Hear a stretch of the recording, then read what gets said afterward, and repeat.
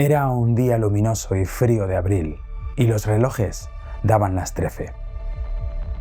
Con esta frase icónica, George Orwell nos introduce en una de las obras más influyentes de la literatura universal. Estamos hablando de 1984. Soy Diego y esto es Maleta de Libros. Vamos con la intro.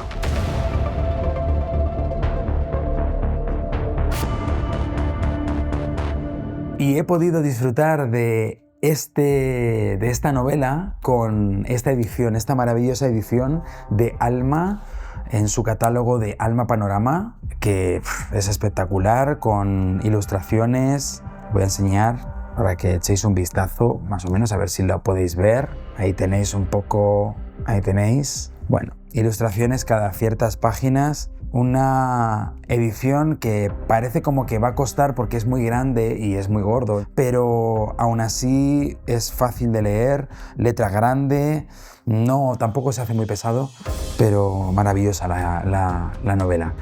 Por dentro y como podéis apreciar, también por fuera. Pero ahora vamos a hablar del análisis interior de esta novela. Este vídeo está destinado sobre todo para personas que no conocen la novela y que quieren saber un poquito más sobre 1984 antes de embarcarse, o para algunos lectores y lectoras que hayan podido leer ya la novela y quieran saber un poquito más sobre, pues bueno, su historia y bueno, más información en general.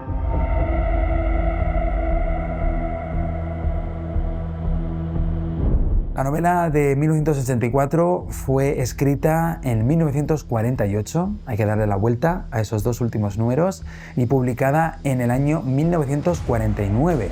No intentaba predecir un futuro lejano de naves espaciales, sino que era más bien un presente alternativo basado en lo que Orwell observaba en la Europa de posguerra.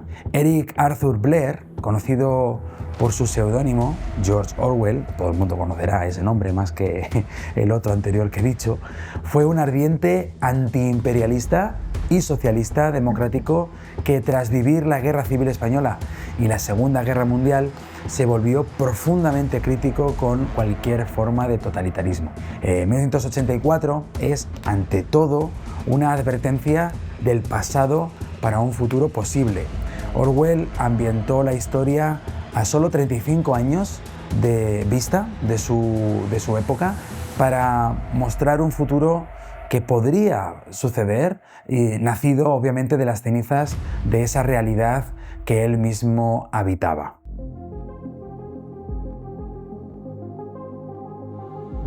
Pues bien, en el mundo de 1984 el mapa político ha sido redibujado por tres superpotencias imperialistas que están en guerra perpetua: Oceanía, Eurasia y Asia Oriental. Que no os líen esos nombres de que esté Asia dos veces, porque a mí al principio sí me dejó un poco despistado. Bueno, Oceanía comprende América, las Islas Británicas, donde se desarrolla realmente la trama en la novela, Australasia y el sur de África.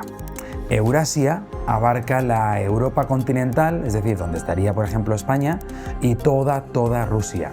Y luego ya por último, Asia Oriental incluye China, Japón y el sudeste asiático.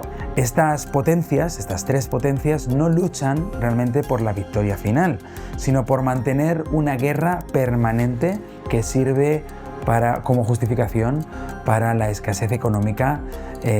Justifica esa escasez económica y preserva esa estructura social de manera jerárquica, como estaba establecida. En este escenario, Londres es ahora la Franja Aérea 1, una ciudad en ruinas dominada por 4 inmensas pirámides de hormigón blanco.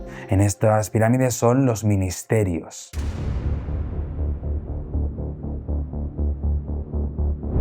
Y vamos allá con los ministerios de la contradicción.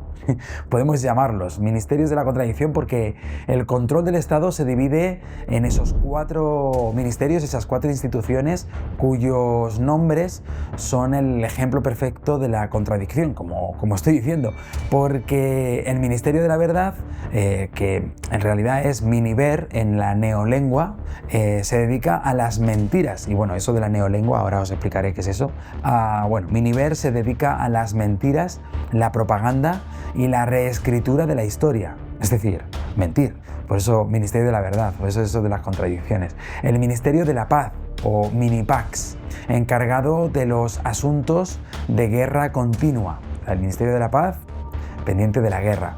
El Ministerio del Amor, el Minimor, es el más terrorífico de todos, o yo lo considero el más terrorífico de todos, porque es el responsable de la ley, el orden y la tortura. Es un edificio sin ventanas, en el cual no sabes cuándo estás, se te hacen los días semanas, meses, y bueno, es una auténtica tortura. Y por último, el Ministerio de la Abundancia, Minindantia, responsable de gestionar la escasez económica y el racionamiento. Bueno, sobre todos ellos, las 3 consignas del partido resuenan constantemente. La guerra es la paz, la libertad es la esclavitud, la ignorancia es la fuerza.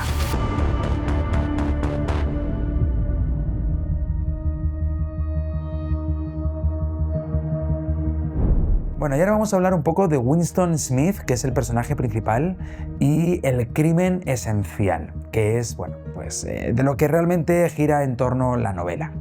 Nuestro protagonista, llamado Winston Smith, es un hombre de unos 40 años más o menos, con una salud precaria y una úlcera varicosa en la zona del tobillo. Winston trabaja en el departamento de registro del Ministerio de la Verdad, donde su labor consiste en ser un falsificador profesional. Reescribe el pasado para que coincida siempre con las predicciones actuales que tiene el partido. Winston vive sumido en una parálisis inicial bajo la vigilancia constante del Gran Hermano a través de las telepantallas, que son unos dispositivos que reciben y transmiten simultáneamente y que nunca pueden apagarse. Su rebelión, la rebelión de este protagonista, comienza con un acto aparentemente pequeño pero capital: la compra de un cuaderno viejo para iniciar un diario. En un mundo sin leyes escritas, tener pensamientos privados es el crimen supremo. El crimental, que es como se le llama en neolengua a ese crimen mental. Su lucha no es solo contra el Estado, sino que también es con el objetivo de preservar su propia memoria y la noción de que la verdad objetiva realmente existe.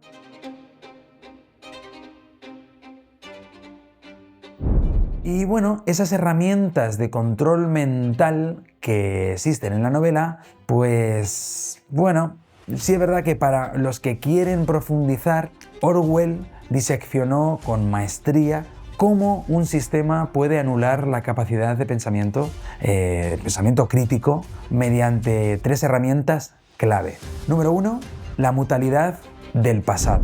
El partido sostiene que el pasado no tiene existencia objetiva, solo sobrevive en documentos y en la memoria. Si el partido controla ambos, pues controla la realidad.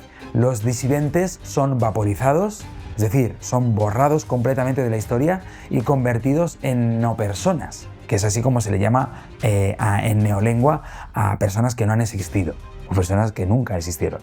Y la neolengua, que es a lo que he estado refiriéndome todo este tiempo, también es otra herramienta que utiliza el partido, o en inglés Newspeak.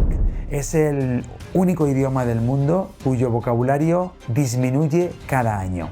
El objetivo que pretende alcanzar es reducir el rango del pensamiento y bueno, eliminando esas palabras, pues hacer que el concepto mismo se vuelva prácticamente impensable. Y por último, el doble pensar, o el doublethink, que es en inglés, la facultad de sostener 2 opiniones contradictorias de manera simultánea y creer en ambas. Es la lógica de la locura controlada, que permite al partido usar el engaño conscientemente, manteniendo una firmeza de propósito absoluta.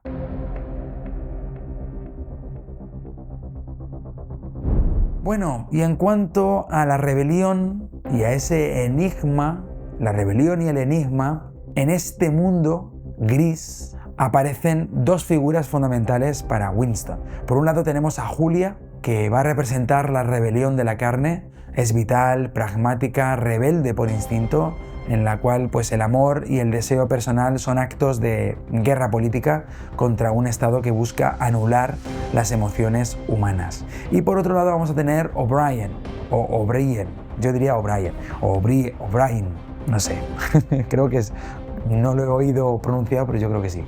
Un miembro del partido interior que Winston siente como una conexión intelectual. O'Brien representa el enigma, ¿es un amigo, una esperanza de resistencia o una trampa mortal? Bueno, esto lo irás descubriendo conforme vayas leyendo 1984. La promesa de encontrarse en el lugar donde no hay oscuridad persigue a Winston durante toda la novela.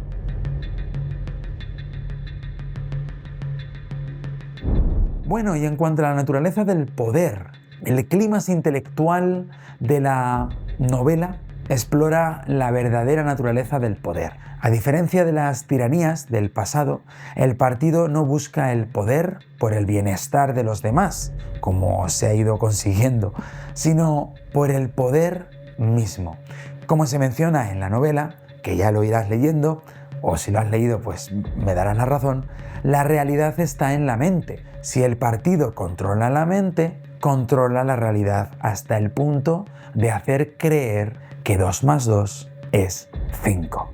La visión del futuro que Orwell nos deja es aterradora. Figúrate una bota aplastando un rostro humano incesantemente.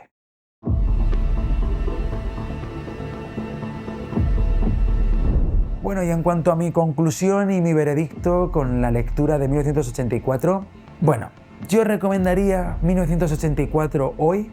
Pues sí lo recomendaría. ¿Y por qué leer 1984 hoy? Bueno, aunque no es una locura, amable y reina en ella cierta desesperanza, es una obra maestra sobre la fragilidad de la verdad y la importancia de la resistencia humana. En la era de las fake news, como estamos actualmente, la vigilancia digital, la manipulación histórica, las advertencias de Orwell son más vigentes incluso que en ningún otro momento de la historia. Es una novela incómoda, es una novela que busca sacudir al lector y que creo que consigue, y obligarlo a mirar con desconfianza aquello que a priori da por sentado. Para mí ha tenido una puntuación final de 4,5 estrellas sobre 5. Personalmente considero que Rebelión en la Granja, que es la otra novela que he leído de este autor, es superior, ligeramente superior, por su estructura alegórica, pero por supuesto 1984 es la distopía definitiva que todos deberíamos leer al menos una vez. ¿Y tú? ¿Crees que, como pensaba Orwell, estamos cerca de vivir algo así? Estaré deseando poder leer lo que pensáis al respecto. ¿Has leído la novela? ¿No la has leído? Espero que con estas pinceladas que te he dado te animes a descubrirla si no lo has hecho ya. No es muy larga. Yo la leí en apenas una semana, teniendo trabajo en medio. Son unas 270, 280 páginas. Que no te engañe este ejemplar, esta edición, porque tiene los márgenes muy anchos, tiene ilustraciones en medio, tiene un prólogo, en este caso de Margaret Atwood, que es prodigioso, me encantó. Y luego también está el epílogo, el último capítulo, que es de Orwell, que habla sobre la neolengua. Y te va a llamar la atención en qué tiempo verbal está escrito ese epílogo. No digo más. Bueno, nada, espero que os haya interesado mucho la novela. Dejadme en los comentarios lo que pensáis sobre ella, si la habéis leído, si no la habéis leído, si tenéis pensado leerla, si os pareció, si la habéis leído, si os pareció una buena novela como me ha parecido a mí, si no, bueno, está abierto el debate ahí abajo para que me comentéis todo lo que queráis. Y nada, muy pronto tendremos otro vídeo, como siempre. Mientras tanto, os deseo unas muy buenas lecturas y nos vemos muy pronto. ¡Chao!